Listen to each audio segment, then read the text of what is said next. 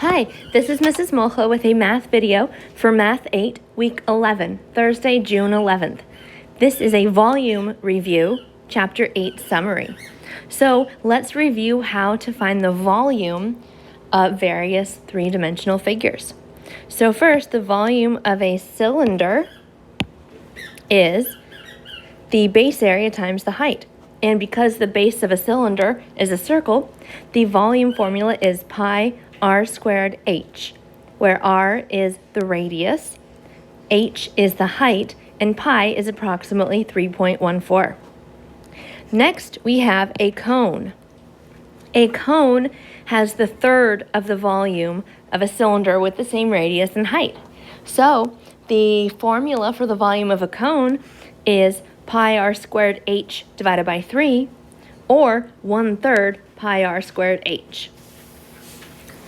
It's important to remember here that the height of the cone and the radius are perpendicular, meaning they meet at a right angle. Now let's go over volume of a sphere, which is 4 pi r cubed over 3, or 4/3 pi r cubed. Once again, r is the radius, the distance from the center of the sphere to the edge. Now we have volume of a hemisphere, which means half of a sphere. So the volume is half that of the corresponding sphere. So volume equals 1/2 times 4 pi r cubed over 3, or 2 pi r cubed divided by 3. Now volume of a rectangular prism is base area times height, and the base is a rectangle. So you can think of it as base times height, or my preferred method is length times width times height. Now the volume of a pyramid is 1/3 of the corresponding prism. So the volume of a pyramid is the base area times the height divided by 3. Now let's go over some practice problems. These say, find the volume of each solid, round to the nearest tenth. We're actually going to start with number 3 because it's a bit more straightforward.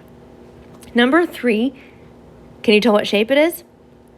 It's a cylinder, and it has a radius of 5 centimeters and a height of 9 centimeters.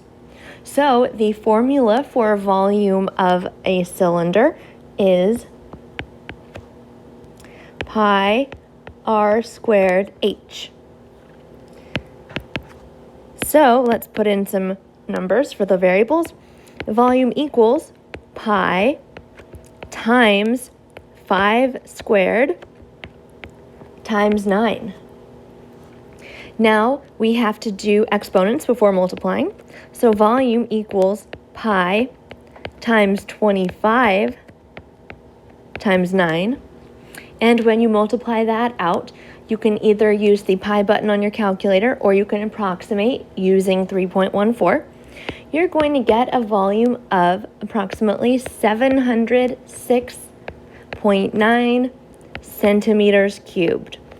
Centimeters because that was the original unit, and cubed because volume in 3 dimensions is always in units cubed.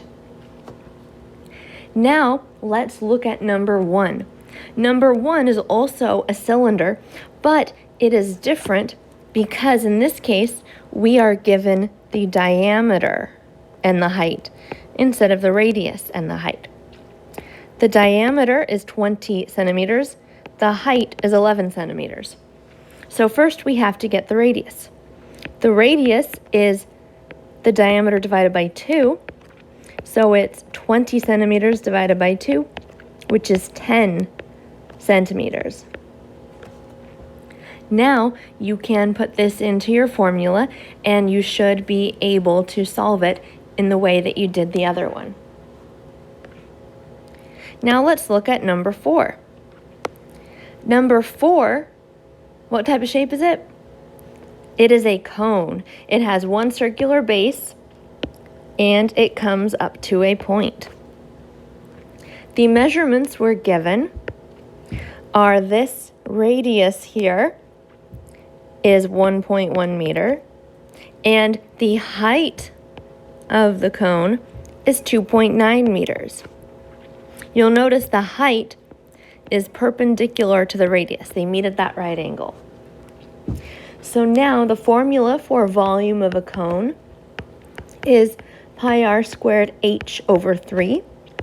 Substituting our values, we get pi times 1.1 squared times 2.9 over 3. Now, when you do your exponents and you're multiplying and you're dividing and your pi button, or approximately 3.14 for pi, you should get a final answer of approximately 3.7 meters cubed. Now we're going to look at number 2. Number 2 is a bit trickier. At first, it appears to be pretty similar, but here's the thing. This 5 is the radius. This 13 is not perpendicular to the radius. So this 13 here is known as the slant height, which is labeled with a lowercase cursive L. We don't know the actual height, the actual h, but we can figure it out because, as you see I've highlighted in pink right now, a right triangle. And when you have a right triangle, you can find a missing side length using the Pythagorean theorem. So we can say a squared plus b squared equals c squared.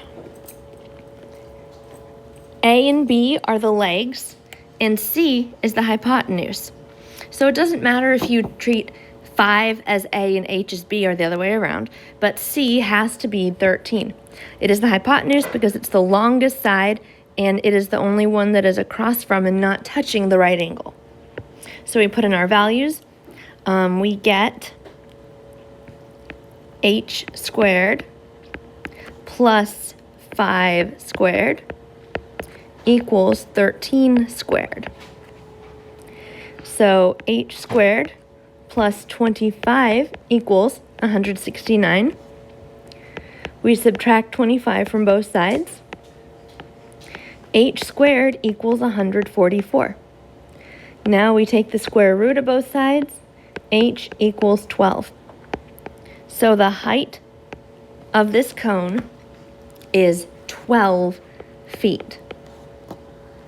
Now that we have our height and the radius which was given, we can put those into the volume formula and substitute, simplify to get your answer. You should end up with an answer of approximately 314.2 feet cubed. Now let's look at number 5. What shape is number 5? It's a sphere. And we are given the diameter in this case, because this line, which is 11.2 inches, goes from one end of the sphere to the other through the center. So once again, we have to get from diameter to radius. Radius is diameter divided by 2, which is 11.2 divided by 2, which is 5.6 inches. Now the volume of a sphere is 4 times pi times r cubed, all divided by 3. Substituting our values, we get 4 times pi times 5.6 cubed, all divided by 3. Now we have to do the exponents before we can multiply. So 5.6 cubed, or 5.6 times 5.6 times 5.6, is 175.616. So we can substitute that and keep everything else the same. We get 4 times pi times 175.616, all divided by 3. Let's continue. Now we can multiply the 4 and the 175.616. And now we have 702.464 pi over 3. Now we can divide 702.464 divided by 3, and we get 234.15 pi, but the instructions said round to the nearest tenth, so let's find the approximate value using either your pi button or 3.14. You should get an approximate volume of 735.61858. And remember, it said round to the 10th. So we want to round to the one number after the decimal point, and that depends on the number after it. So if this number here, the second number after the decimal point, is 5 or greater, we round the 6 up to 7. If it's 4 or less, we keep it the same. This number is 1, which is less than 5, so 6 stays at 6. And our final answer is 735.6 inches cubed. Now, lastly, let's look at number 6. Number 6 says canned vegetables. A can of tomatoes has a base diameter of 9.7 centimeters and a height of 11 centimeters. What is the volume round to the nearest tenth if necessary? So here, there's a couple things that make this one slightly tricky. One is there's no picture, so let's draw our own picture. A can of tomatoes. What kind of shape is a can? It's typically a cylinder. So we can draw a cylinder and put in the measurements. It has a diameter of 9.7 centimeters and a height of 11 centimeters. Now, the next sneaky thing about this problem is we were given the diameter rather than the radius. So remember, radius is diameter divided by 2. So 9.7 divided by 2 is 4.85 centimeters. The height was given to us as 11. Now you put it into your volume formula. You should be able to solve this on your own. So pause the video, work it all out, and unpause when you're ready to check your answer. Your answer should be an approximate volume of 812.9 centimeters cubed. Now remember, if you have questions, you can email me at molchoa@fb